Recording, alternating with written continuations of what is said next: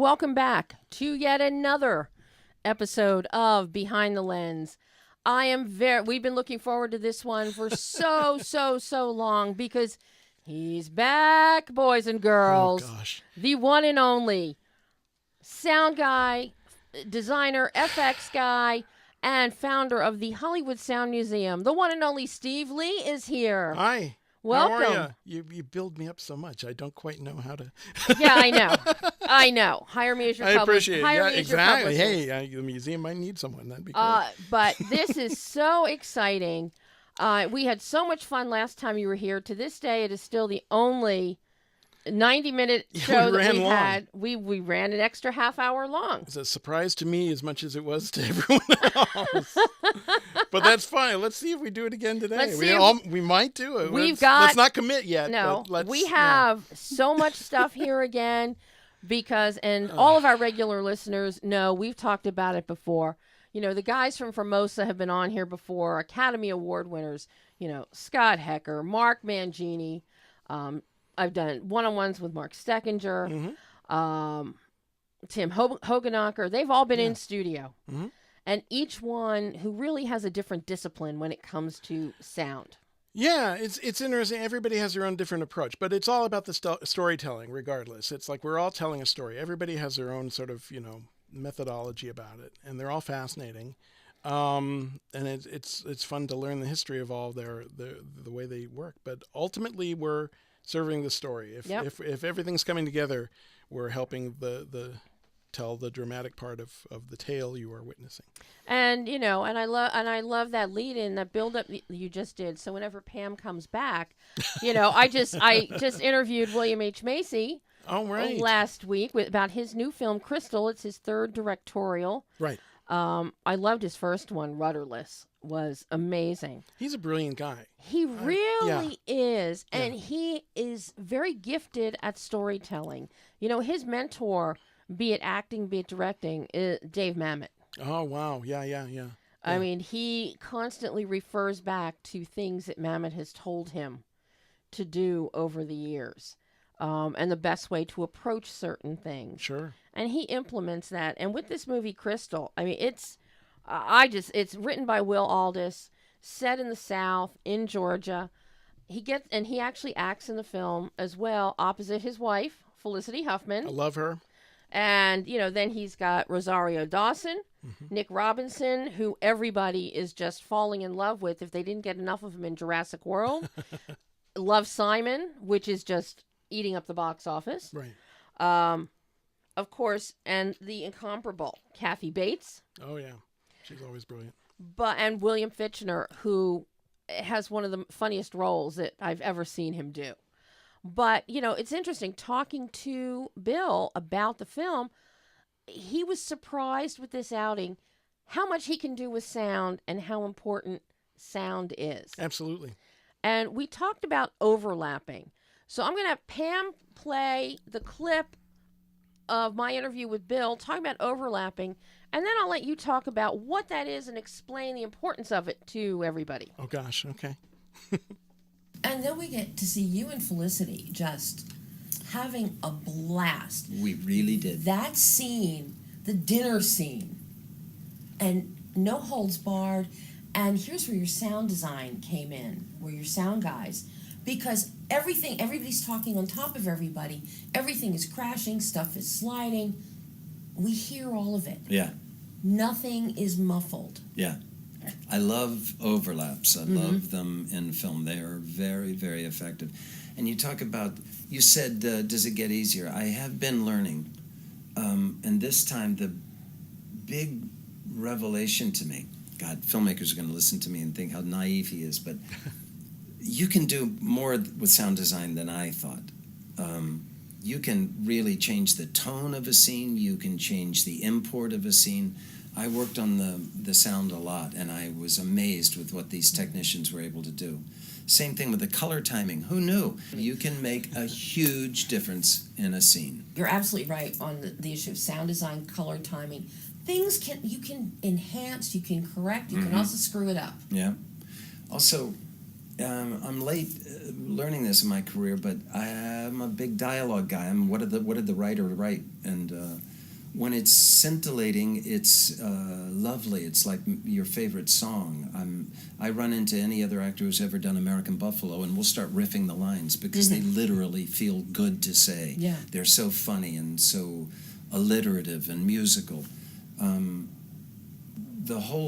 I've come to the conclusion it doesn't really matter in a film what people are saying. It doesn't matter that much. So this whole thing of overlapping, it adds verisimilitude. And you're right. If you're cagey, you can get all the information out. It sounds like a cacophony, but all the points you had to make. It's all there. It's like listening to a great, like Mark Steckinger did the sound design on John Wick 2. Right. And you can hear those guys at Formosa. I know so many of them, but Mark has it down to you can hear each individual caliber type of bullet in the middle of a massive gunfight with 16 guns. Yeah. And that just adds, you don't think about it. You don't think about it, yeah. And that's all of this stuff the audience doesn't here. know anything about. It's a grand illusion, and we love it, don't we? And yes, that's great. We certainly do love the grand illusion.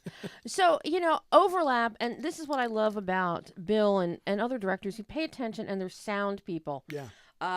Supervising sound editor on KRYSTAL is Brian Parker. And you hear there are 5 and 6 people in the room, and everything is overlapping, but you can hear the dialogue, you hear dishes crashing, you hear tablecloths. Yeah.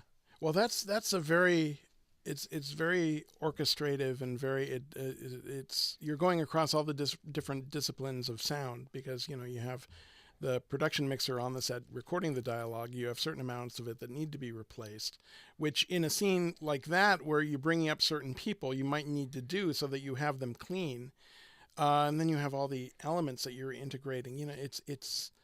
It can be intimidating for a mixer to try to make sense of all this material. As Randy Tom once says, the first day on a mix is usually a lot of people pulling out their hair and storming out of the room because you get it all together and it just sounds like a mess and you have to start weeding through what you need to tell the story. I remember a moment on Goofy movie where Goofy and his son are on this car that's in the middle of this fierce river that's like throwing them every which way, and they have this intense dialogue scene as it's going down. They're yelling at each other why they did the certain things they did over the course of the film. And I remember Kevin Lima, the director, being very into the dialogue and saying, I don't mind if we lose this line or this line or this line, but as long as we push this part of the story and this, you start working together to create the points that you need to express to get the story across. And sometimes you can just throw something away, and it might be picked up subliminally. I remember Walt Disney talking about Pirates of the Caribbean when he went through the first time, and there were all these, animatronics talking and all these story points, and all the Imagineers were terrified that, Walt's going to hate this. Walt isn't going to like this because it's just a mess. And he said, no. It's like going to a cocktail party. You hear some people talking about something here, you hear something. It's interesting. You find what you want to listen to. And that's orchestrating that is really a challenge. So, and I do know there are quite a few directors, and when you watch their films, they never have overlapping. It's like one line will finish, then another line starts.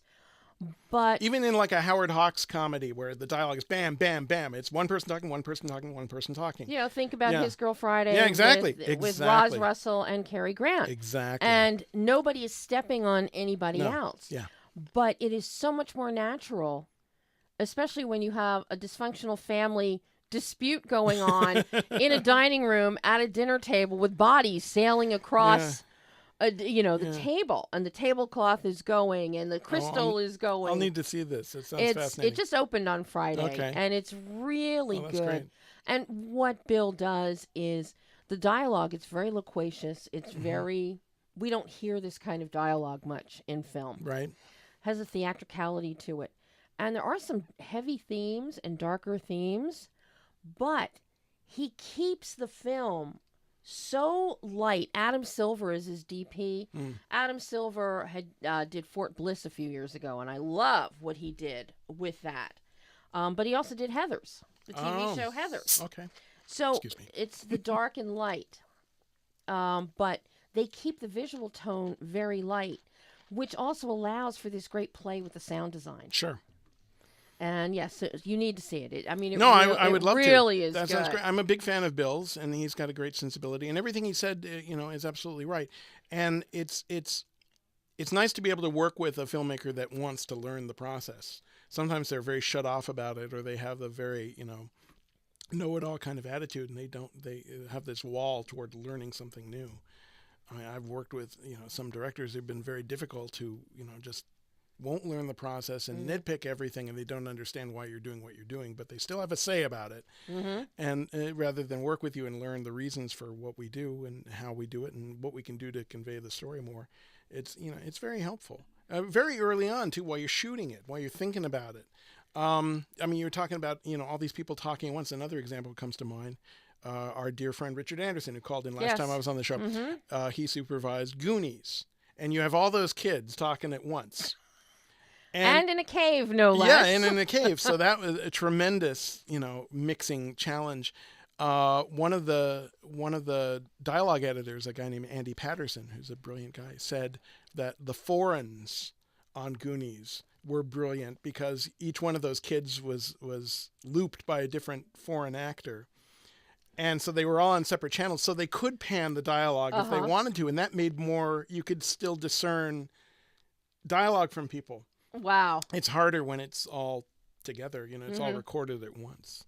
So, there's certain things you can do to make that more readable. But so now everybody has learned about what overlapping is. So I'd love to see more first time, and, one or two filmmakers, apply some of the things. Something else people can apply are going to be some of the sound effects that we're going to talk about here again. Steve, of course, brought us some of the sound effects that you all know and love, but he knows the story behind them all. Yeah. And, for those of you that are listening, if you hop on Facebook, the adrenalineradio.com Facebook page. We're streaming right now. And as usual, and plus we're doing a 2-camera video shoot that'll be, in post and out there. It'll be on YouTube later, yeah. Yes, it will. And on behindthelensonline.net. Right. That's right. Get your plug in. But I try, I know. We're shameless here. Yeah. Well, half the time I forget about me, You gotta do it. But, no, so you'll get to see that. But you'll also get to see the accoutrements. We have several special accoutrements today. I always treat these as show and tell. So I always bring something for the people that actually are watching, that can actually see picture and on Facebook and all that. Brought a few treats to actually show them. The radio people will just have to listen to our descriptions. They will have to wait to see the video. Yes. Make an effort, please. But, on the adrenalineradio.com Facebook page, you can go back and you can watch. It'll be archived, yeah. Yeah, it'll be archived, so you can see it again. Well, I linked, you might have seen me fuddling with my phone a moment ago. I did the same thing. I shared it to my personal page and the Hollywood Sound Museum Facebook page. So hopefully some of you people are out there watching right now. Well, let's talk about Hollywood Sound Museum, because let's do that. This is we're still in the stages, but it's still very slow. So close. Yeah, it's very slow going. Because it's essentially me and a couple of other helpers. We're right on the verge of our nonprofit status. That takes forever to do, but we're right there. We are gathering some amazing things for the museum and getting pledges of support from some fantastic people. What we really need is donations, and we're going to start really, a drive for funding, because that's terribly important to make sure that we get all this done. And we're going to have a few very special fundraisers coming up, which I can't really talk about yet. I was hoping I would have more solidified by the time of this show. But it just means you have to come back again. I will come back again. That's fine with me. I enjoy it. It's I love having having you here, Steve. But because you're such a wealth of knowledge, a wealth of film history. And, of course, this is also a perfect week to have you, because next week is the TCM Classic Film Festival. Right. I love those guys. I know a lot of people involved with those things. Yeah. Ben Burt will be speaking. He will be introducing and speaking at a special screening of Cecil B. DeMille's The 10 Commandments with Charlton Heston. Yeah. And that will be in the Chinese Theater. Which is marvelous. I love Ben. Ben is my hero and mentor. We've been corresponding for years now, and he's a great guy. He of course did all the Star Wars sound effects, which are just absolutely brilliant. And and he's doing all these filmed pieces for TCM too. Yeah. That you might have seen. Yeah, one of them that he did that I was telling you about before the show that I caught that I just loved, talking about Robin Hood arrows. Well, that's one of his favorite. It's one of mine too. I know, it's one of his fabulous. top 5 favorite films, I think, of Ben's, and I'm sure the piece was about the arrows that are heard in the film, heard and seen, which have a marvelous sort of zinging sound, and I can actually play you the sound effect. See how we just segue right see how we into went into that? that? And Pam is already working on it, but I will tell you that it is cue 44. Number 44. This has been sort of a puzzler for Ben for many, many years. He tried to figure out exactly how these arrows, which are essentially frictionless, so they could travel so fast, how are they making a sound? In that 1938 Robin Hood film. Yes, exactly. Which that is the seminal Yeah. arrow sound. Well, this is actually off the optical master of those sound effects. So you're going to hear a few, optical crackle and pops and stuff like that. It's an old recording, but they're still pretty fresh. I mean, we've used these before, but Ben managed to find the exact cut of the arrow with the feathers. It was a very specific kind of arrow. I don't remember exactly. Yeah, to what it was hear called. because I just heard it. Saw the piece on TCM. Yeah, he does this lovely. If you watch, you'll probably catch it. It's bumpers between films, and it's just great. And it's great to hear him talk about this sort of thing. But he tracked down this arrow, and I went to a screening of Robin Hood at the Academy a few years ago, and he actually had an archer shooting arrows over the heads of the audience into bales of hay on the stage, and you could hear them zooming by. It's just a wonderful musical kind of. Go ahead and play that, Pam. It's this great sort of zingy. Yeah.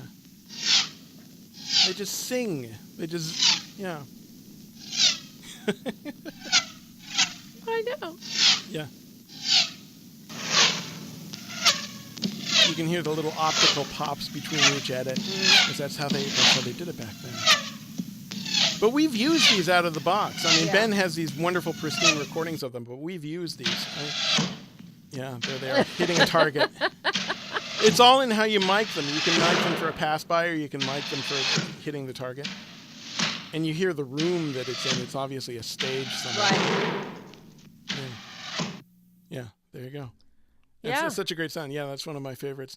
The darts in the beginning of Raiders have a very similar quality to that. I'm sure he snuck a few of those. Every now and then I'll watch a movie that he did, like one of the later Star Wars films or something like that, and I will catch an old Warner Brothers sound effect or something like that he just sneaks in, just puts in a little. Hey, twist of something. if it works, if it ain't broke, don't fix it. No, absolutely. No, it's great. It's great. I mean, we've all heard about Wilhelm, of course. That's an extreme case. But some of the alarm klaxons and things like that for, when all hell breaks loose on a ship, he'll use a couple of those, or different cartoon sound effects that the wonderful Treg Brown did, who did all the cartoon effects for Warner Brothers.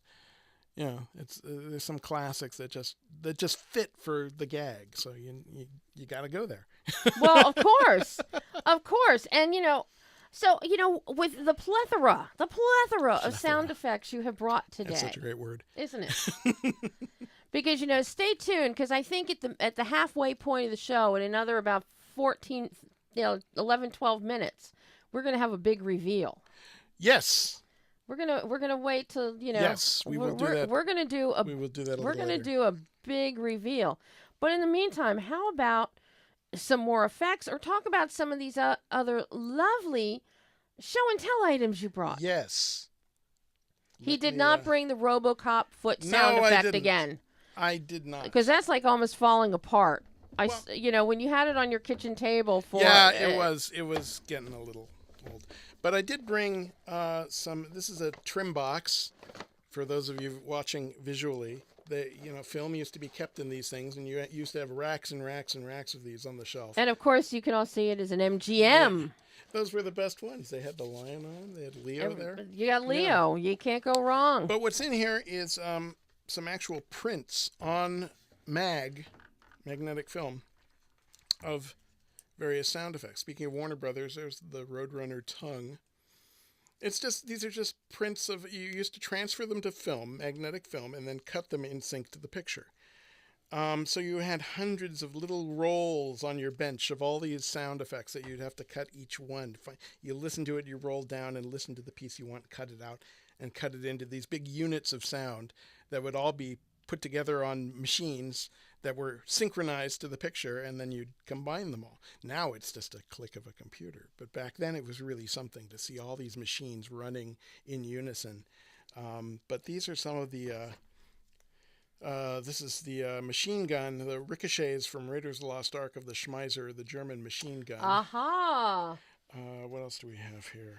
And for me, this is like being a kid in a candy store Yeah. because I grew up with all of this stuff. Yeah. From we all worked on film. I mean, it's my dad. And you're going to get some of. Steve is going to get for the museum some of my father's relics from the 1940s and 50s. Thank you so much. That's going to be great. Here's one you can read that description there, because I refuse. Wilhelm, man eaten by alligators. Short screams 6 times. Light optical noise. Yeah. Okay, I could really use this sometimes. Ah, darn. And here's these are all mono. These are all mag stripe. It's like there's just one channel of sound on this, but there are two. If you look on them, there are 2 stripes of mag on there, but they only recorded sound onto one. The other is a balanced stripe, so that it wouldn't bunch up on one side. When you stack magazines and it starts going this Curling, way. Yeah, exactly. So that's why that's there. But this is full coat. You could put stereo or 4-track or 6-track on this. Anything. Yeah.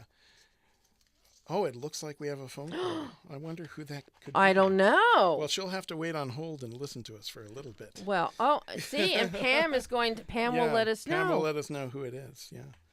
I was just, if it's who I think it is, yep, sure enough.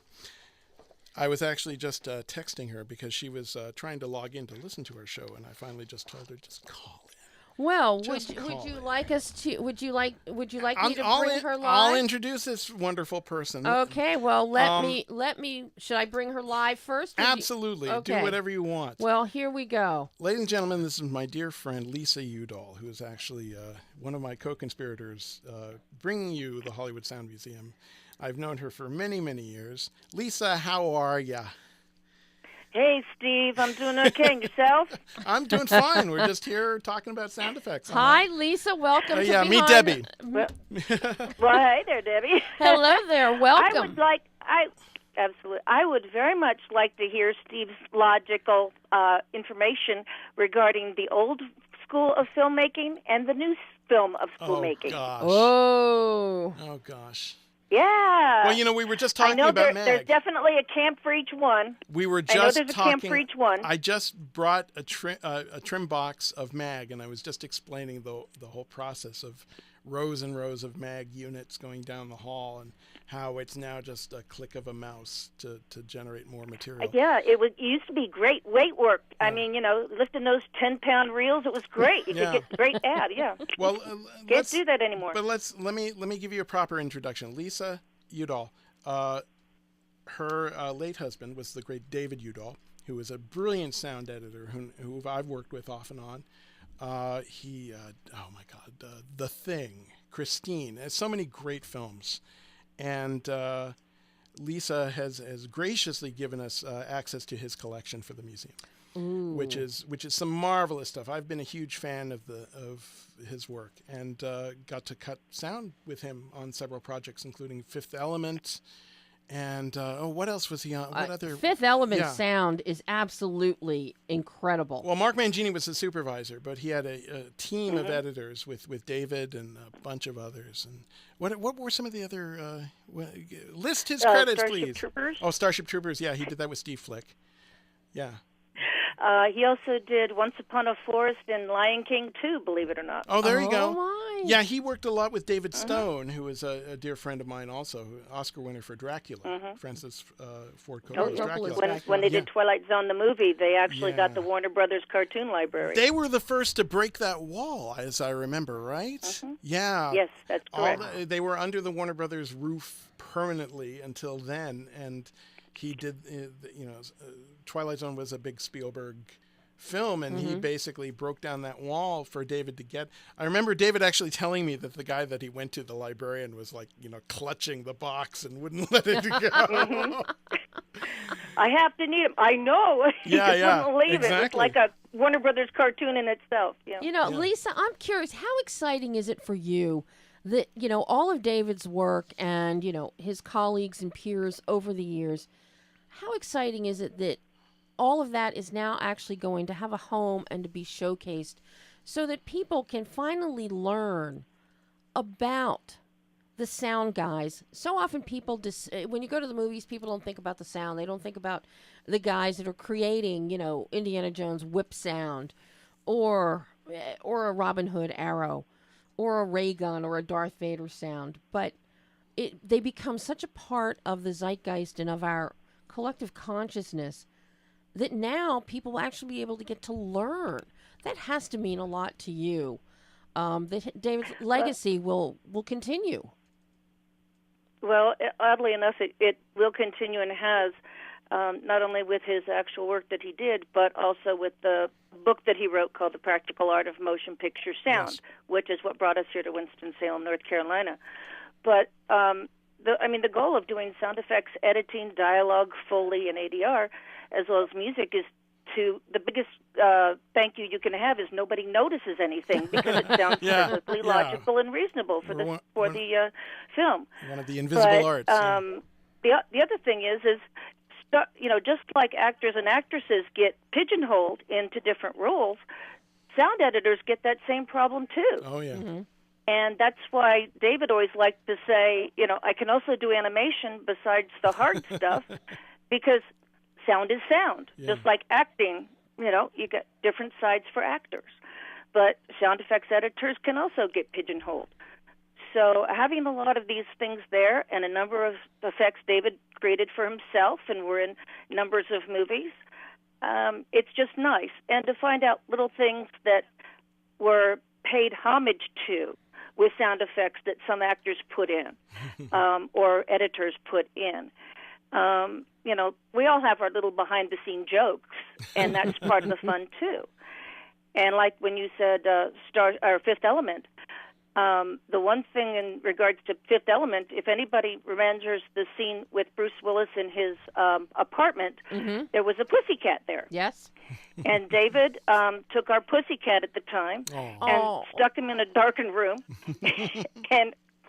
and recorded him for a couple hours, and that's our little pussycat talking back to Bruce Willis. I've put my cat in a few films too. That's always very sweet. Yeah. Yeah, it's always nice So, when you can, a lot of things have happened.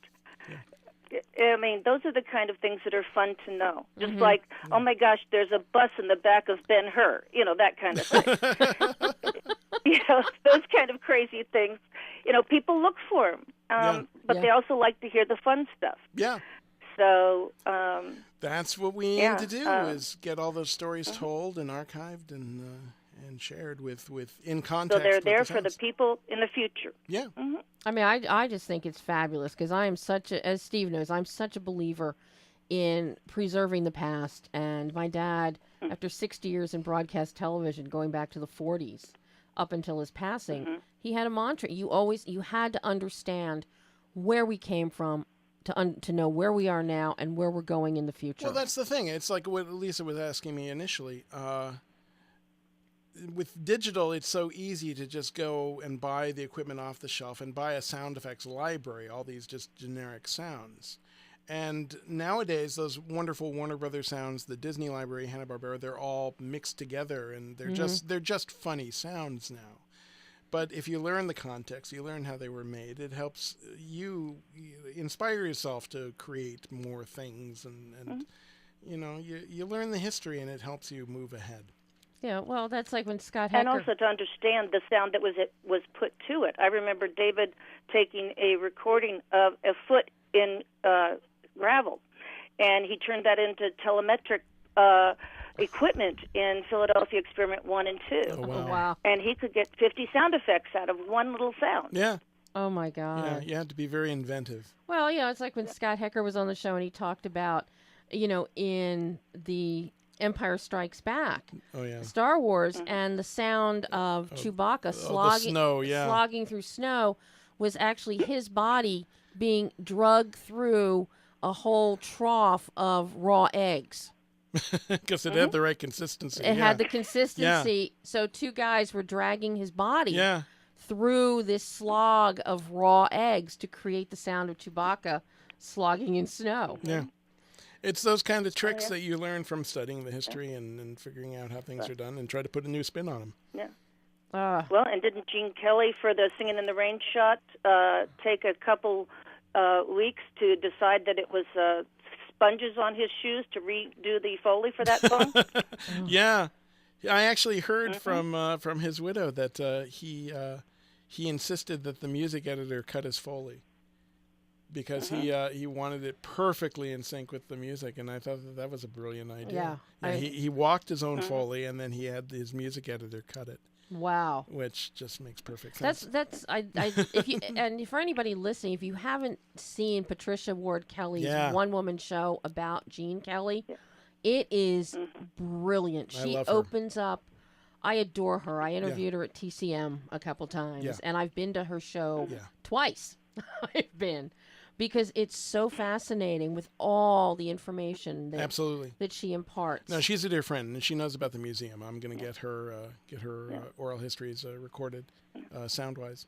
And to show, and also too, the fact that Gene Kelly had 103 or 105 degree fever while they were filming during that night, when they were shooting that, yeah, he's a trooper. I mean, sometimes time constraints are there, and you just have to go forward.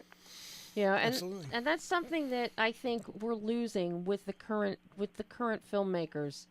I hear more and more about something's delayed because somebody is sick or they don't want to work because they're sick, and you never would have heard that back in the 40s or the 50s. Yeah. No, you're under contract. We're shooting. We're working. Suck it up. Yeah. Well, there was that great story on Raiders of the Lost Ark where Harrison Ford was very, very ill, but he kept shooting as long as he could, and finally, when he was about to just pass out, he told Steven, I can't do this anymore. And it inspired that gag where he shoots the swordsman, because they had a whole fight that they were shooting. They actually started shooting it.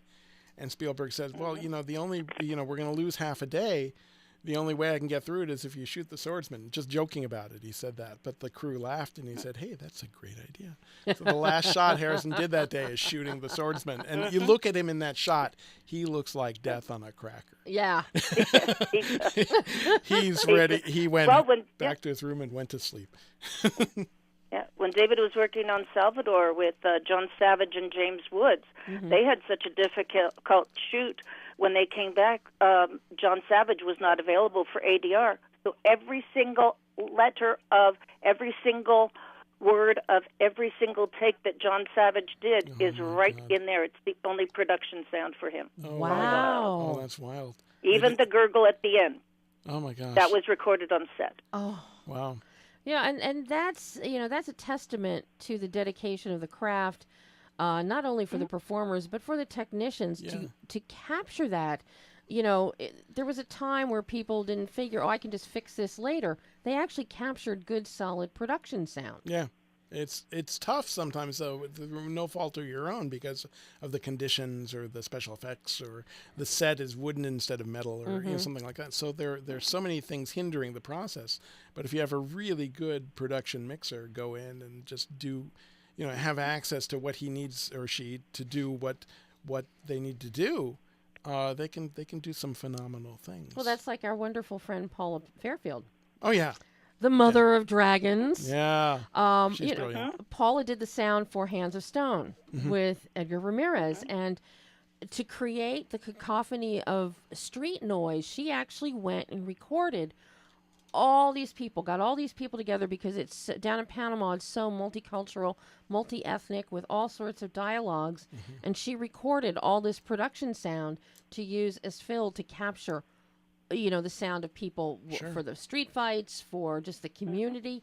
And it adds so much, and it sounds so great. If you have the time or the inclination to do that, it just brings so much more to your to the show. And it doesn't take that much time to It really doesn't. right. People don't get extend that. the track. Sound is like if Yeah. you're moving quickly and you have your recorder and you can capture things really quick. It does not take that much time. It just takes a little bit of effort and ingenuity. So yeah, and I'm always And plan for it. Exactly. I'm always trying to record new things, not even knowing what I will need them for. Just knowing that I have them, sort of makes me feel better. And building your library is how you move forward. It's funny when Bill Macy and I were talking the other day. We both brought up, because I always record with an H4n recorder when I do interviews. Yeah. Because I get such good radio quality sound, and Bill has that too, and he loves the H4n. Yeah, the Zooms. We were talking about the Eagle Huntress documentary that came out last year, shot in Mongolia. The female girl who trained to be an Eagle Huntress in the culture. And there's a sequence where she actually has to climb up this rock face in the steppe lands, and she has to capture an eaglet. And she's going to have that eagle to train. Oh my gosh. Well, the director is there. He's shooting, and he wants to get all this. He couldn't drag any equipment up. All he could do was take his H4n up there to capture the sound. That is the sound in the movie. But if you've got a good mic and you do it well, it's fine. And digital, there was a myth back in the day that digital self-resolves to picture. Well, that's not entirely true, but it gets you damn close. So, in a pinch, you do what you do, and it works. So, Lisa, will you be coming out for the dedication of the Hollywood Sound She Museum? better be. I'm hoping to get out there sooner than later. Yeah, but we'll just kind of have to see what life brings. Yeah, right absolutely. now. Well, I'm indebted to her because she is really helping with a lot of the administrative work and a lot of the paperwork and leaving me to deal with some of the creative stuff and tracking down artifacts and all that I'm best at. But I'm really indebted to her and her effort she's been making to help the museum become a reality. Because Steve, as I've always said, you're the cornerstone of all this because you're making this come to fruition. That's right. Thank you. So that you can save everything for our future people. I appreciate that. Thank you. So, no, I mean, I will say goodbye. So if anybody else wants to call, they can. Thank you. I don't think anyone will. But Lisa, thank you I do so appreciate you calling, dear. much. Thank you so much. Take care. Thank you. Bye-bye. Bye-bye, dear.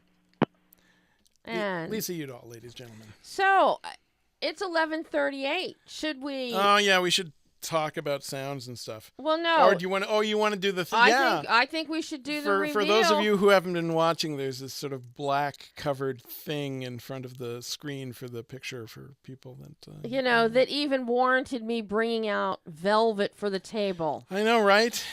Of course, how many people have purple velvet sitting in their house? Well, do you want me to give the quick? Because give the quick, and then last we will week, reveal. Last week, if you tuned into the show, we had a call in from my dear friend Lisa Varney. No, the last time you were here, which wasn't last week. Oh no, I'm sorry. It last just week. feels last like week. It just feels like it. Thank you.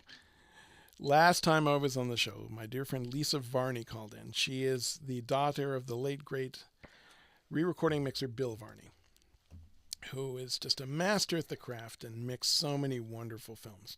And in his incredible career, he won 2 Oscars. One for Empire Strikes Back and one for Raiders of the Lost Ark. Well, Lisa pledged both of Bill's Oscars to the museum to be on display, which was just overwhelming to me. And we're going to do a nice tribute to Bill in the museum, centerpieced around, these Oscars.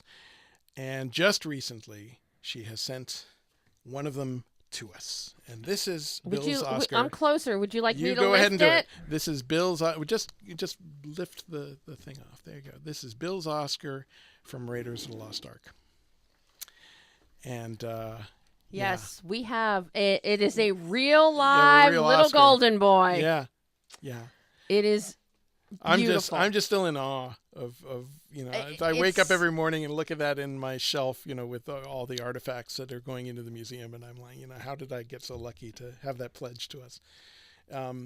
And Bill's work is amazing in the film. Ben Bird, of course, again, one of, we've talked about him. Mm-hmm. He created so many of those effects. And Richard Anderson, who called into the show last time I Yep. was here, was the supervising sound editor. They have Oscars for this film, too. It's one of the classic film sound jobs ever. And I'm just blown away that we have this as part of the museum. It's phenomenal. And for those of you that have never seen an Oscar up close, I mean, the detail, they're beautiful, but also they're all numbered. Yeah. There's inscriptions on the back, inscriptions on the front. I'm not picking it up because Steve forgot to bring white gloves, Yeah, and he nobody's promised, touching it. and nobody can touch it. Yeah. He A promised. lot of people have been picking it up, and I insist if they do, they wear the white museum gloves because, after a while they lose their the luster. Yeah, their shininess. You have to have it replated. Yes, And- reshined. yeah, and the Academy will do that for a mere $1,500 or something Something like that. yeah. Yeah, so we're not going to do that. We're not going to do that, no. And had I known that you were going to forget the white gloves, Yeah, it's all right. I have a pair of my mother's old white gloves that are Aw. probably 70 years old. Oh, wow. I would have brought them. Well, you go through them pretty quick because they do build, the oils in your hands do go through the gloves eventually Yeah. too.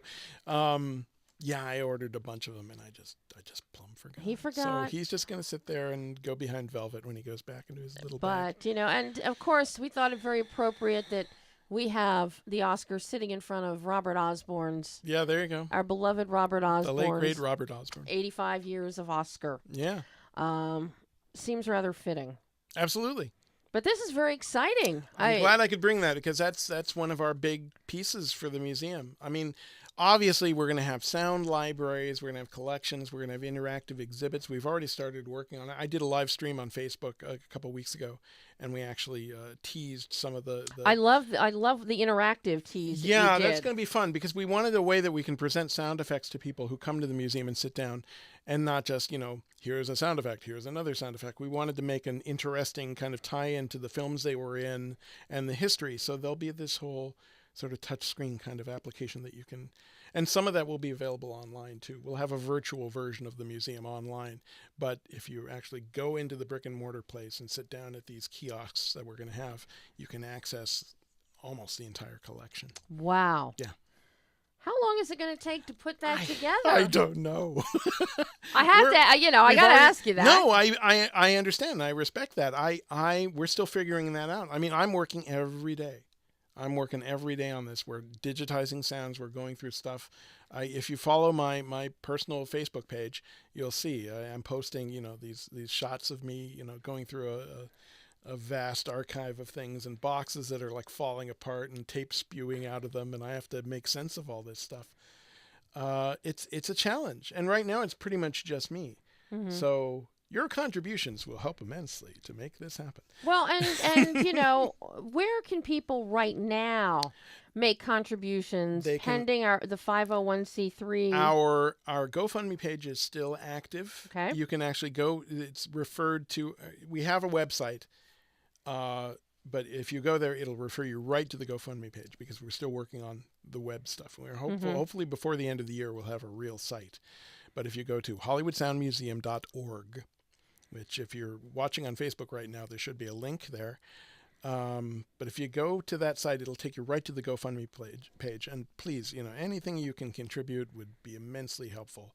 And we'll send you a button. We'll send you a T-shirt with all kinds of and premiums. yes, and we have Yeah. lovely buttons. All and of kinds of course, stuff. I spent money Yeah. on a T-shirt. There you go. Yes, I did. I saw that. That's great. But and there are higher tiers too, where eventually we'll give you a membership. We'll give you you can come in whenever you like if you help us this early stage to make it happen. And So, of course, as soon as you get the 501c3, that's going to happen very soon. Lisa, who was just speaking to us, Lisa Udall, is actively making that happen. oh, and I know, It takes forever. I know that process I've been talking about takes this forever. for a year now. But it it's takes crazy. 501c3s. Yeah. You got to dot the i's, cross the t's for the Oh government. yeah, we're assembling our board. We're getting Yeah. all gotta of have our all of advisory board. We're having some great Richard Anderson, who was here, Oscar winner for sound. He's going to be on our advisory board. We've got some great people who've been champions of this for a long time that are going to be a part of it. So, And of course, once that happens, donations are then tax deductible. tax deductible. Yeah, absolutely. Give you a nice little write-off there. That's right. Even for the equipment too, we'll set a monetary amount on it. Yeah. Yeah, because I've gotten moviolas, I've gotten all kinds of editing equipment and all these wonderful pieces that we reward the people who contribute to us somehow. And that's one of the ways.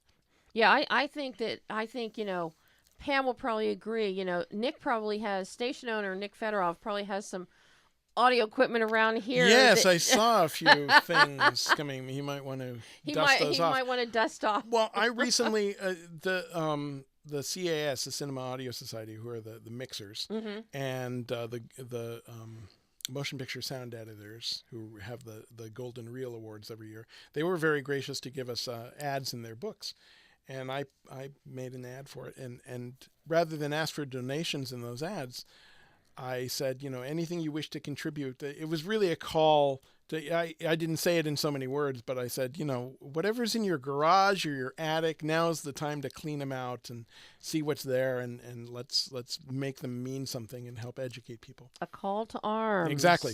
Yes. Exactly. Well, so let's talk more about stuff. Here's one other thing I brought. Did you dice. see this? I saw. saw. This is one of the little pocket things. Whenever I go to a party or somebody and something, and they ask, did you bring anything that you can tell the story? This is just a simple pair of dice. Richard Anderson actually bought these on Hollywood Boulevard at the Hollywood Magic Store. But these are large. Yeah, these are large dice, and for the radio people, there you are. You can hear them. These are the dice that we bought specifically to use for sound effects for Nightmare Before Christmas, for Oogie Boogie, when he's rolling his dice and deciding the fate of Jack Skellington and everyone else and Sally and all that. This is them. These are the dice that we recorded for him rolling the dice. And although I don't have them anymore, when he would throw them and they would go in the ear of a skeleton, a skull, and rattle around and then come out the other end, I stole my mom's small wooden salad bowls to use. Those were a really she never big got them thing. back, too. Those were a really big thing Yeah. in the 70s, the wooden salad bowls. I had a pair of those, and we'd put them in there and rattle them around, and that's the sound of the dice and the skulls. But these, I managed to keep the dice, and they were in my desk for many, many years, and I would use these every now and then there was a trailer we did for some movie. I can't remember what it was. Tommy Lee Jones, movies, maybe you remember. Tommy Lee Jones was a mad bomber, and Jeff Bridges was trying to track him down. I can't remember the name of it. Not The Fugitive. Yeah, no, but anyway, there was a really stylized trailer of this devious Rube Goldberg kind of thing that triggers an explosion, and they had a close up of marbles. And these fingers come down, extreme close-up, and they pick up a marble. And I was working with, I think, Ron Bartlett and a couple of other guys were coming up with sound effects for this trailer. And it had to be really big and stylized. And we needed that little close-up of marbles clinking together. Yeah. And I ran up to my office, and I got the dice, and whoops. And just used that, just a hint of that for the marbles. And that got in. But these have saved my ass so many times. These dice, but they're going in the museum too. All 'Cause they're right. officially Oogie Boogie's dice. But all kinds of, I'm scouring the world looking for things. And of to go course, into the museum. you have sound effects records here. Yes, this is something you can see them on camera there. If you grab those. This one in particular is neat because whenever they did a live show back in the day, back in the 40s and 50s, and they needed a bunch of sound effects that they couldn't perform, they would actually make records. They'd actually, carve these, acetate records with the specific sounds they needed. These would be custom made by the radio station. You couldn't get these from a store. And they just assembled the sounds they needed for that particular episode. And so we have a bunch of these that were donated by a friend. Well, I have some yeah. of those that go Yeah. back to WFIL radio and television in the 40s and 50s. That's great. Yeah, this came from a station in Chicago. I don't know exactly what it was. But in the 50s, later on, they actually produced commercial sound effects records that you could get. Yeah, so these guys, yeah, and they're different distributors. That one's particularly good, doctored for super sound. For super sound. Yeah. But, in audio fidelity, no less. Yeah. But these were all in pretty good condition. We got this from an independent collector not too long ago. It was very, very generously donated to us.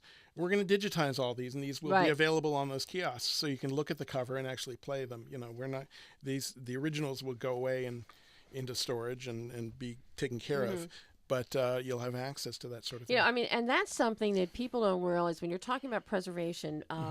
Be it with film, be it with videotape, be it with audio, digital archive preservation (DAP).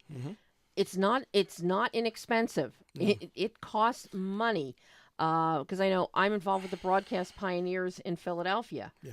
That a ton of stuff that my dad had collected over the years, we donated for them to DAP to archive it digitally, but then return it to us. Right. So if I can convince my executor brother to get those back, I would, one place has them. Let's share the wealth with another place. Absolutely. But it is very costly. It really is. Very costly. It's time consuming and it's costly, and the equipment upkeep and all that stuff. Yeah, no, there's a lot of cost involved. Because you have to have the original equipment that can play the materials. Now you touch on something very, very interesting, because I am assembling all that too. We're trying to get all the old DAT machines. It's funny how I'm saying old DAT machines, because I remember when they were new and we copied the library onto them and we had racks and racks of DAT tapes, and that was the new thing. Ooh.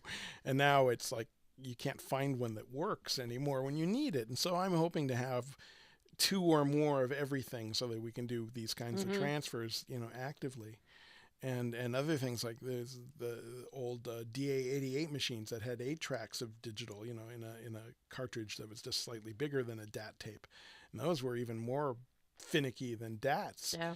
And I've got one of those finally too. I haven't fired it up yet, so hopefully it works. We'll see. But yeah, just tracking down all these things so you can do transfers and archive it and make it available. Yeah, because if you don't have the original equipment to play the stuff, to play it on, there is no way you can do any transfers. Yeah. Well, even 1/4-inch machines. Yeah. The tapes are getting all gummy, and you have to bake the tapes. I was just discussing that with a friend online. The company I was with for many years, we actually invented a sort of a sweat box for tapes. We made a big black box, and you'd heat it up with professional hair dryers that we would stick in there and just heat up the air. So, because the biggest problem was if you just stick it in the oven and you forgot about it, you suddenly had this heap of plastic. Yeah. Yeah. They found that out several times at some of the studios, very tragically.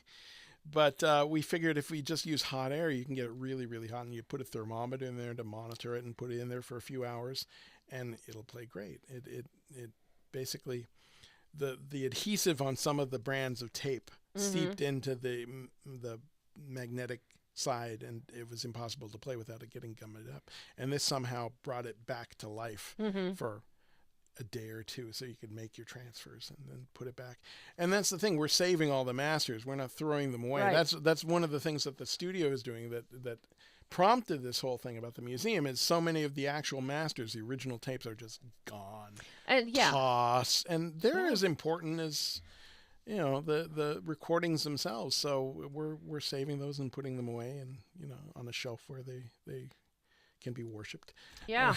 and the thing is, anybody who you really do worship things like this, because with everything becoming so digitized now and in a virtual world, that it's the tangible nature of where the industry started, the tangible nature of recording. Absolutely. The tangible nature of film, television.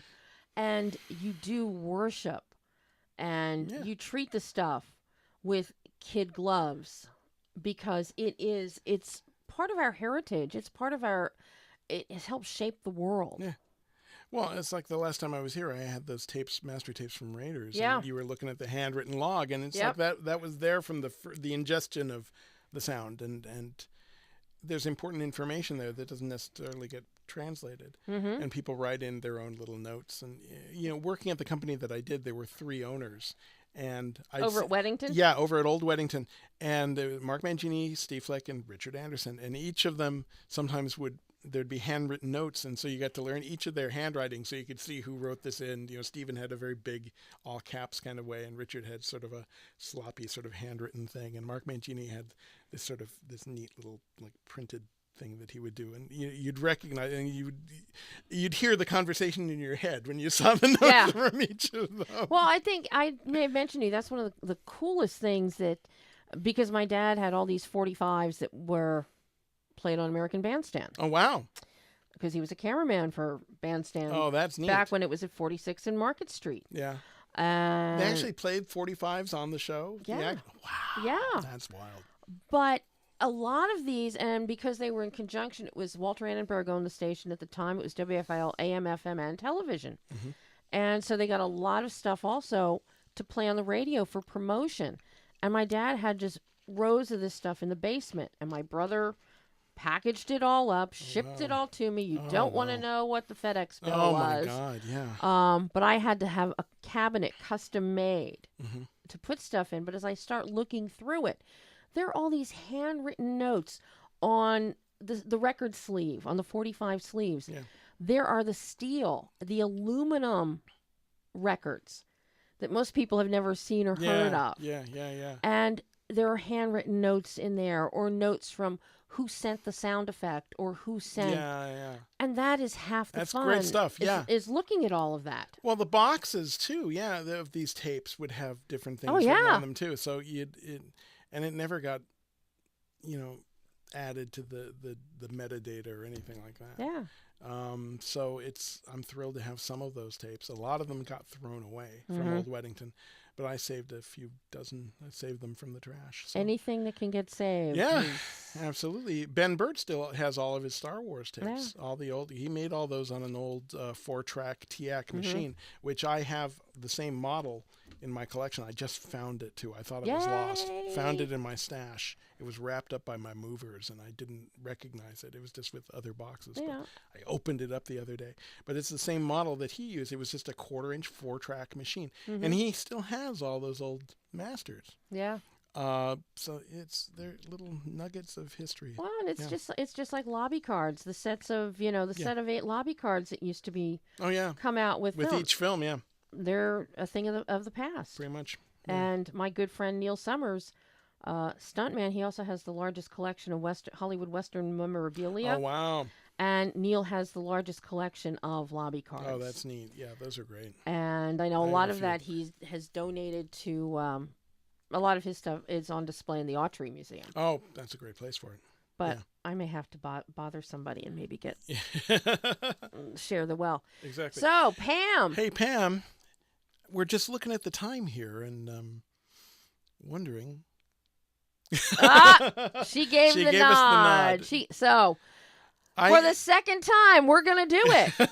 We're going to go 90 minutes. Just because, again, as we did last time I was here, I look at the log and there's so many things we haven't played and so many stories we haven't told, we could easily do it. So if it's up to her, let's give a big shout out to Pam. Yay, for Pam. helping us do this. Really appreciate it. But let's get into it. Let's get into some more sound effects. You've got the log here in front of me. I've got all these different stories I could tell. Let me tell the Disney one. When I was a kid, we were talking about sound effects records. And there was a book about 10 or 15 years ago about Disneyland Records, the company that did the first, Disney record releases of all the soundtracks and things like that, like rides at the park and things like that. And this wonderful book details the history of all this, and it talks about one of the first releases. I think it might have been the first release of theirs. I don't know, but it was a very early one. It was a sound effects record called "The Chilling, Thrilling Sounds of the Haunted House." Yeah, it's a great album. Everybody had it. It came out in the late 60s. Yeah. There's several different covers. There was a white cover. There was an orange cover. I had the orange. Yeah, the orange. That was like the second release. Orange and black. Yeah. The original was white. I had one of those, and then I wore it out, and then I got the orange one. And then it came out later with like party tricks inside and things like that. But that had to be one of the easiest albums that the Disneyland Records produced, because it was all stuff from the library. It was all Jimmy McDonald's sound. And the narration was recorded by a narrator who was there on another gig. And she had an extra 20 minutes on her session, so they brought her in and could you just read this so we can walk this out? And that's how it was done so cheaply, but it was one of the most successful albums that they ever released, and it went into reprint after reprint after reprint. But I had that thing, and I love those sounds. And when I was able to go into the Disney archives and listen to some of the original sound effects, I found some of the original elements that were used to make that album. And so I have some of them here to play. Oh. If you play number 13, I believe this is from the album. This is on the sound effects side. There were two sides. There was a side that sort of told stories, and then there was a second side that had the raw elements. And Q13, I believe, is the first cue of that second side where it was screams. Oh, Ghost screams.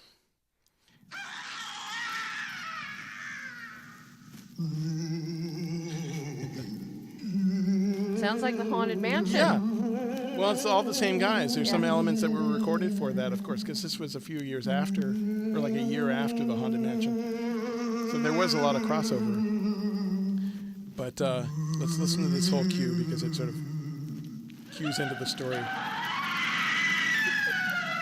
These are great. Okay, now this one in particular, listen carefully to this guy.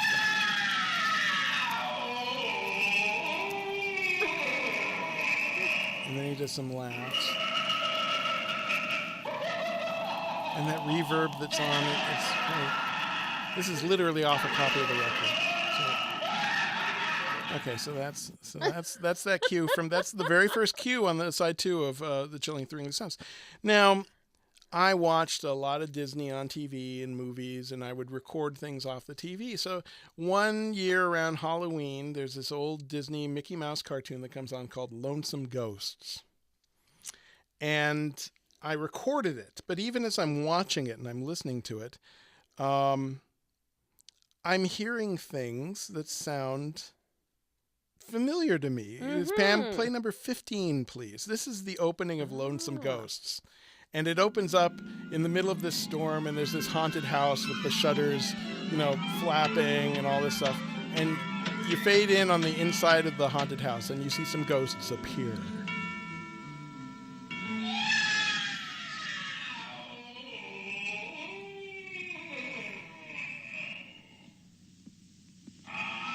We don't have no fun no more. No, nobody around here is scared. We scared them all away. Guess we're too good. Hey, here's an idea. Get a load of this, fellas. Notice, we exterminate all kinds of ghosts, day and night service. Why, guys? Let's get them over here and have some fun with them. We'll scare the pants off them. So that's where that came from. They just swiped it out of the dialogue track for this cartoon. God. And if you listen to it, it's got that reverb built into it. They Right. probably did the session in the Disney Echo Chamber. Probably, yeah. Which nowadays you would never do that because you want more control over it. You do it later, you do it electronically, or you'd worldize it where you re-record it in an environment. But back then they just went ahead and did it. But that was a big revelation for me that I found out that was. And another one is, Pam, if you could cue up 14. This was just I found this in the library. I don't know what it was recorded for specifically, but this is a session for that initial scream at the beginning of the cue. Cue number 14, Pam.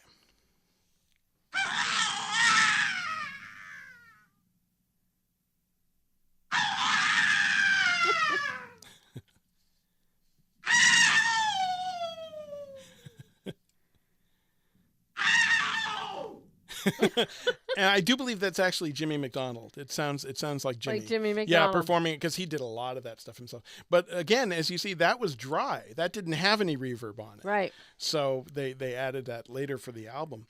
but that was from the library. That was like a raw effect out of the library. So, Wow. being able to track these down and hearing these for the first time, it was It's very pretty cool. damn cool. Yeah. But that's one of the sort of, it's one of the reasons I am what I am, because I was able to track these things down, and I got hooked on the audio archaeology side of it, Mm-hmm. tracking down that stuff. Well, and talking about audio archaeology, we have some wonderful Raiders clips here. Oh, we got a couple. Yeah. Well, which one do you want to do? You want to talk about the 4 or 5? I don't know. Do we want 4 or 5? Yeah, let's tell the story of the guy. There's a brilliant voice artist out there. He's semi-retired now, but you've heard him millions of times. A guy named Frank Welker. Amazing guy. One of his first gigs was he was the voice of Freddy on Scooby-Doo. And he's still doing it, too. There was an episode of Supernatural where the cast came on, and he's like the last of the original voices from Scooby-Doo that's still doing it. But he's an amazing voice artist. Mark Mangini knew him from his days at Hanna-Barbera. And Mark was cutting sound on Raiders of the Lost Ark, and he had the sequences with the monkey.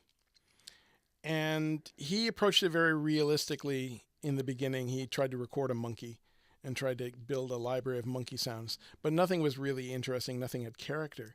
And he remembered Frank from his cartoon days, and he had Frank in. And Frank Welker looped the monkey. He replaced the voice of the monkey from scratch, just to picture like an actor coming in to redo his lines. And a lot of people don't know that. He would later come in and do the voice of Abu in Aladdin. Mm-hmm.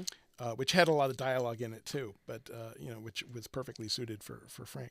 But I think Raiders was the first instance where he did a monkey in a big feature film. So Pam, if you could play number 5. This is a session with Mark Mangini directing Frank as the monkey. Monkey noises. Okay, this is going to be some wild stuff for scene 4, take 1. Give me just one short thing where he recognizes the mother. A little more cutesy. This is where he's real cute.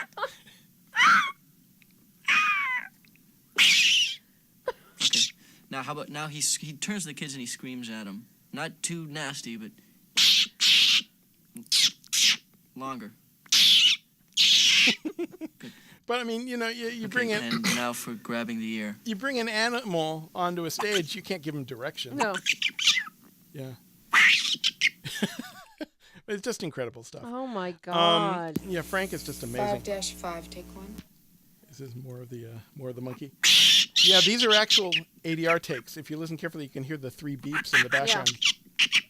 Because he performed it to picture. 5-6, take 1. Yeah, they're the beeps. Yeah. Okay, how does a human make these I sounds? know, right? That baffles me. Frank is a genius. 5-6, take 2. Anyway. Oh my God. That's great. Okay. All right. That's enough of that. Enough monkey. Well, there's one other. He also did a bunch of things. There's one shot in Raiders where the Ark is on a submarine in a crate, and the power of the Ark basically blackens out the Nazi symbols on the crate, and there are a bunch of rats that start going nuts because of this, the power of the Ark. And so they have this little insert of these rats sort of freaking out, and they didn't have any track for it. And Frank, steps in. Oh yeah, I can do that. So if you play number 7, you'll hear this is Frank doing rats for Raiders. A rat going into rat in pain for reel 10.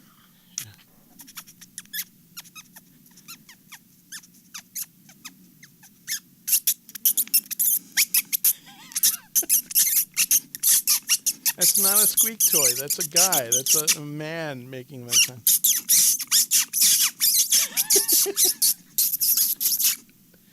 Poor rat. God. That's Frank. Oh my God. He also did some desert dogs. I realize, and you can just barely hear them in the film. Steve Flick cut those reels out in the desert, and when Marion is in the tent with Belloc being questioned, you'll hear off in the distance these desert dogs, just for a moment. But see, that's so and I love that in films when the director, the sound designers, when they stop and they think about those ambient sounds, it's not always what you have right here in front of you. Sometimes we miss traffic. People are not thinking about having traffic in the background, or dogs or birds. But you pick something that has an emotional content to it. Right. I was flipping channels yesterday, and as many of us do, the Star Wars films were on again. So I had to sit and watch them again. Of course. And Return of the Jedi came on, and there's this one moment where Princess Leia is alone in the forest and she meets Wicket, one of the Ewoks. And the birds in the scene and the creatures on the planet Endor is this wonderful, fanciful alien environment with all these, happy, chirpy, weird alien birds. But then all of a sudden, Wicket tenses up and he's got his spear and he's, something's going on. And Princess Leia's like, what is it? If you listen to the birds, they suddenly just switch completely to these sort of scared, kind of ominous birds. And it was like, you're not thinking of it consciously because you're not, no one is listening specifically to the backgrounds. They're following the scene, ideally. But if you do tune out of the scene just enough to listen to the background, it makes this night and day shift. Where all of a sudden it's these nasty, sort of evil, something's going to happen, birds. And I've seen these films hundreds of times, and so I was just noticing that sort of thing, and it's really a big shift, but you're so into the characters that you don't think about it, and that's one of the magic of part of the magic of telling these stories. Well, and similarly, the outcry when The Last Jedi, when it goes to dead silence. Yeah. Well, Ben did that during one of the prequels too, with the weapon, the Boba Fett's seismic charge or whatever it is. There's a moment of just nothing on the track. A lot of people thought there was something wrong with their digital playback system or something like that. Well, with Jedi, people in the theaters thought that there was something wrong. Yeah, they actually had to put up signs that said, it is not, it's not an anomaly. And it's funny, and I just talked to Dion Taylor on Saturday. Dion has a new movie coming out on Friday, as a matter of fact, called Traffic. And Dion took this really bold approach with this film. And he cuts to total silence, just as you're watching a horrific act unfold with just a single noir, headlights, backlighting, two people, and no sound, just... Right. But you don't really think about it at first, but then all of a sudden it jars you, just like the sound in Return of the Jedi. One of my favorite sound jobs in the late 90s, 97 I think it was Contact, the Robert Zemeckis film with Jodie Foster. Randy Tom was the sound designer of that. Brilliant guy. He's a friend of the museum too. He's a great guy. But there's a lot of silence in that film too. Yeah. I mean, the opening credits are over complete silence until they cut to the shot of the Earth, and then you hear all the radio transmissions, and then they pull back, and they start thinning out, and you start going back in time with all the radio transmissions basically telling you how far back, because these radio waves are traveling at such a slow rate that the further away you go from Earth, and you're going back in time hearing these radio things, and it's really a powerful sequence, and it really teaches you how big, the vastness of space, and also teaches you about radio waves, and which is a very important plot point of the film. But after a while of just pulling back, it goes to silence again, and it's just so powerful. There's several uses of silence in Contact that are just outstanding. It's brilliant. Yeah, it's really one of the best jobs of that year. Yeah, the sound design on Contact is amazing. No, it's really good. That one, I truly love that. And it's ironic that you mentioned that today because SpaceX was launching today. Oh, right. Tests for the exoplanets. Yeah. I always try to watch those. I mean, you talk about going far and radio waves, and so who knows? Yeah. What may be found. All those programs, SETI and all those programs are still active. So, we'll see. So that's probably a good segue again into Star Wars, I think.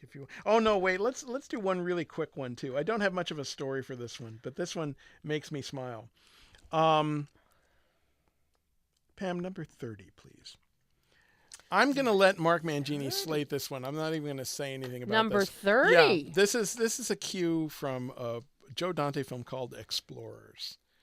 And Take 4. here you go. I mean, take 5. Alien eating harmonica. Mono 2-track. Now, every sound library needs the sound of an alien eating a harmonica.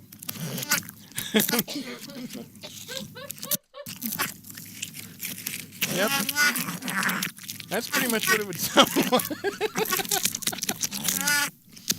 I don't know if anyone's seen Explorers, but it's a fanciful, silly film where these kids build a spaceship and meet crazy aliens. And, yeah, Mark needed the sound of An alien eating a harmonica. eating a harmonica. Okay, that's enough. I just needed to name films. That's Explorers is one of my favorite sound jobs. Anyway. This is when Pam works the hardest. When Steve is here, this is when Pam really, really earns her keep. And I appreciate it. I'll have to buy her a drink later. Well, I think it's a perfect. We go from segue aliens into Star Okay. Wars. Well, this is just sort of a montage. We were talking about the great Ben Burt, who made all these sound effects. He was on Star Wars about a year before it was even shot, before they started filming it. Like in 1975, he started collecting sounds and built the sound of all the spaceships and all the weapons and all the creatures and all that. And I put together just sort of a little montage of the Star Wars sound effects. So if you play number 31, Pam, this is a little tour of the sounds in the Star Wars universe here. The legacy sounds, which we're still hearing in all the new films and on TV and all the commercials and trailers and everything like that. But I like them. Yeah.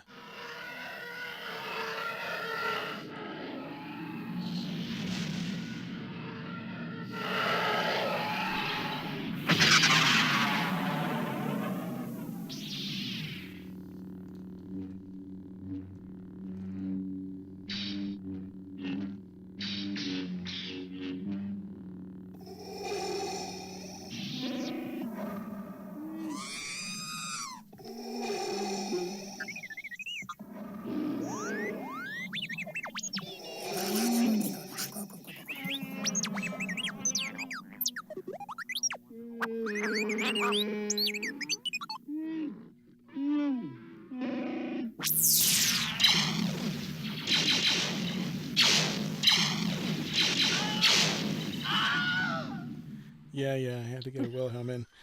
Anyway, so those are instantly recognizable. I mean, those are indelibly connected with the franchise forever and ever. And Ben is unfortunately no longer a part of the franchise. Hopefully, he might be coming back. We hope, because he created all these legacy sounds that really have such an impact. Well, and especially with all of the independent stories that are coming out now in the franchise. Yeah, absolutely. But they're still based on these. I mean, Tim Nielsen, who is supervising sound, or one of the sound designers on the Han Solo movie, I chatted with him briefly, and he's like an expectant father. This is their last week of final dubbing this week right now, and he's like, hopefully it sounds like a Star Wars film. And I know what he means, because they have such a great, the sound is so dense on them, and they're so, the elements are so evocative of that world that. Well, if anybody's going to make sure that it sounds like a Star Wars film, it's going to be Ron Howard. Yeah, he's brilliant. I love Ronnie. So Opie Cunningham, we used to call him Cunningham. when I cut sounds on Apollo 13. Yeah, he's a good guy. But I am such a big fan of those films, and I've listened to those tracks. I mean, just something as simple as there's one sound that Ben told me what he used for in the original Star Wars, when they put the little the restraining bolt on R2-D2 to like lock him up and make it so he won't go anywhere. The Jawas have this little ray that they zap at him or something like that to freeze him. And I tracked down the thing that he recorded. If Pam, if you could play cue number 36. This is a little prop. Yeah, you're way. Is a Buck Rogers sonic ray gun, courtesy Bob Burns. This is a little battery-operated ray gun that they sold way back in the day. And my friend Bob Burns, who is a memorabilia collector and has all these wonderful movie props, had one of the original Buck Rogers ray guns, and he was friends with Ben, and Ben asked him to record it, and that's the sound of the restraining bolt buzzer. And when I was doing Looney Tunes Back in Action for Joe Dante, one of the sequences I had was this shot of Wile E. Coyote taking out the little remote control to trigger some diabolical thing. And you remember Wile E. Coyote's little remote controls were basically a box with an antenna and a big red button. That was it. Of course. That was it. That's all you needed. And he pushed the button. Obviously, now that you mentioned that, what immediately popped into my head is, our president and his, and the big red button threats all the time. Don't go there. Maybe he thinks he's Wile E. Coyote. Yeah, maybe he's certainly a cartoon character. I'll tell you that much. But anyway, we needed a buzz for that, and I thought, what better thing to record than the Buck Rogers ray gun? So I borrowed it from Bob and recorded it. But that started in life as the sound of the Jawas restraining bolt activator.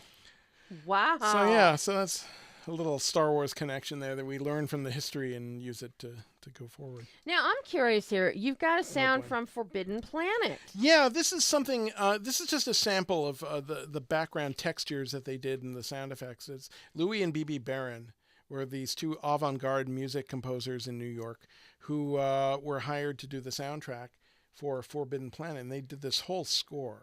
The studio was amazed because they didn't ask them to do an entire score, but they literally took the film and just scored it. And they weren't in the music union at the time, so they called their contribution to the film electronic tonalities. But they did this wonderful score. And this is one of my favorite little pieces. If you could play number 42, Pam.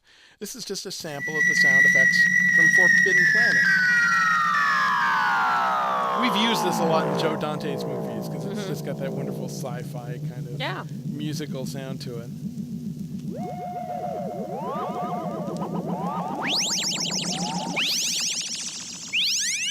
I love this sound. I love it.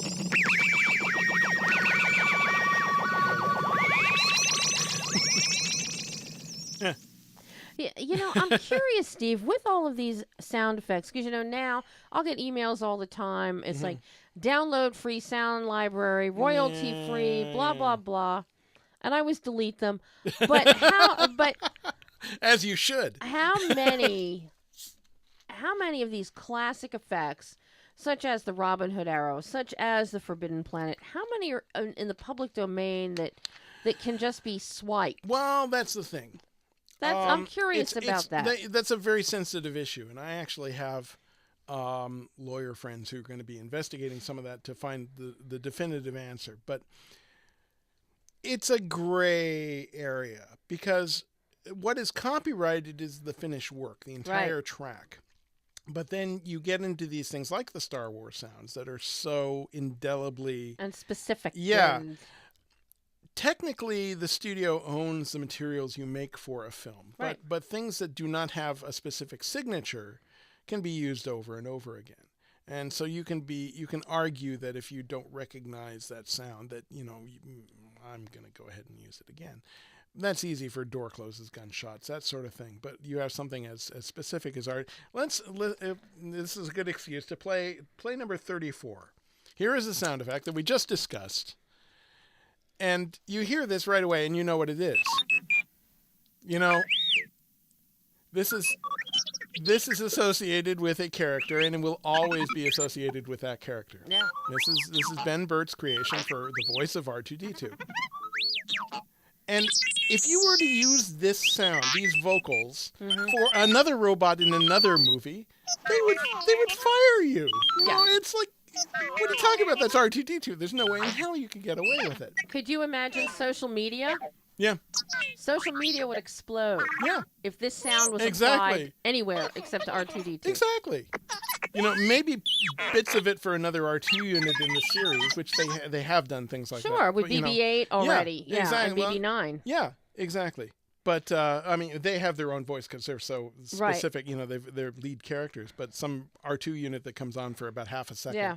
There's like, as we heard in the montage, the lightsaber. Yeah. Lightsaber is very, very, very specific. Oh, sure. That is a lightsaber battle. I had an opportunity to cut a lightsaber sound in Looney Tunes Back in Action where there's this sort of parody scene at the end where Bugs takes out a carrot lightsaber and turns it on. And I asked Joe specifically. I went to the director and said, "Okay, I can use this, right?" And he said, "Oh yeah, we have permission to do that. We have the rights to that, and it's parody too. So go ahead." So, okay. Right. And I cut it. I've never heard anything, so I don't know if anyone got in trouble. But I cut a lightsaber, and I even emailed Ben. I said, "Hey, I'm cutting a lightsaber," and he laughed and he said, "Oh, great." So it's probably my only chance where I get to cut one officially, and it wasn't even a Star Wars piece, but Close enough. yeah, but it was the real thing, and that was a thrill. But yeah, there's no other opportunity you have to do something like that. If you're parodying something, you can get away with it sometimes, but for something new and original, you want it to be new and original. You don't want to use any of that. But yeah, to answer your question, it's a gray area. It depends on the how big that sound is.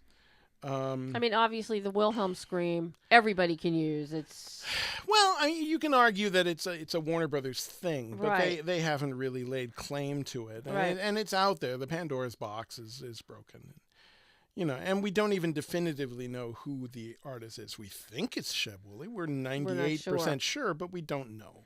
and he never laid claim to it.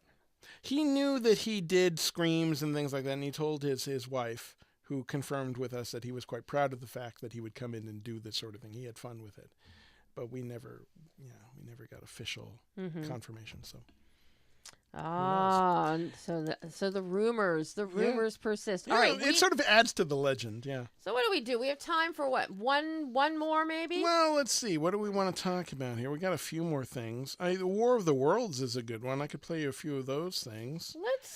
How about the composite? The War of the Worlds. Yeah, I can play you that. Let's do that one. We'll play the little clip. Yeah, number 45, Pam. This is just a sort of a sound. This is a composite out of the library of some of the sounds made for the old George Pal movie War of the Worlds, which had some really inventive sound design. They were all original creations. A guy named Gene Garvin was in charge of those sounds. And there's some brilliant things there. And some of them got utilized later for Star Trek because they were at Paramount. And when they were making sounds for Star Trek, they sort of lifted a few things from different sources. But some of the Martian war machine sounds in War of the Worlds are really cool. And you're still hearing them. I heard some in Ready Player One. Yeah. There was a reference to the War of the Worlds sound effects. So 45? 45. No. No. Oh, it's not playing. Okay, well let's play some of the weapon sounds. The firing? Yeah, the firing, number 45. This is a raw track out of the library of yeah. This is one of the elements of the ship firing. Oh, and I think I know why it's not playing, Pam. The 45. It doesn't have the extension on it. It doesn't have a dot wave. If you were able to add that, you might be able to play it, but it's okay. We don't need it. But the sound that you just heard, the weapon sound, that was the raw track of the sort of the pew pew of the weapons. How they made that? Do you have any idea how they made that? I have no clue. Thought? It's a guitar cord sled down, an electric guitar cord with the slider going all the way down, and then little bursts of those cut together really quickly. If you play number 47, you'll hear individual recordings of that, the guitar. Oh. See? Now it becomes a little more obvious. Yes. Yeah. So these are the individual pieces. Aha. And you cut those together really fast and you get the firing. See, this is why we have a museum for this stuff. That's right. That's right. Yeah. I love that. Yeah. And then if you quickly want to play 48 and 49, Pam, these are some of the scanner. So the nasty scanner. It's very snake-like. These are all feedback. I know. And yeah. These are all a lot guitar feedback and things like that. And 49 too is a nice little warble kind of. It does sound otherworldly. Yeah. And if you want to go ahead into 50, this is one of the weapons blasts that they made that was used for Star Trek later, but it was originally made for For War of the War of the Worlds. Worlds. Q number 50. Oh, you probably can't do that one too. I see it doesn't have the extension No either. extension. Yeah. So we can't do that one. Oh, well. Well, I don't know. She can try. Is she doing it? No, Nope, she's not shaking working. her head. Yeah, it's fine. Well, and That's basically it. We're out of time anyway. we're out of time anyway. Oh, my God. We could keep going if We you could want. keep going. But we're not going to. We're not going I'm not going to. to put Pam through that. Steve, Lee, thank you again. Well, thank you for sharing the history. And if anyone wants to learn more, they can go to HollywoodSoundMuseum.org. They can go to our Facebook page. They can learn more about this. Make a contribution, please. And Twitter, it's HWD Sound Museum. Yep. YouTube. I think Kinda, so. sorta. Yeah, we're still developing that. But There's, but you have some stuff on YouTube. there is some stuff there. We're going to have more. With so guys like we'll wait on Mark that. Mangini talking about the museum and things like that. Sure, we're out there. Another amazing show. We have an Oscar here, We got an people. Oscar. So that is all the time we have today. Next week is our annual pre-TCM Film Festival with some of my favorite classic film mavens will be calling in again. But for Steve Lee, I'm Debbie Elias. This is Behind the Lens, and Steve will be back in the future with more Hollywood Sound Museum info.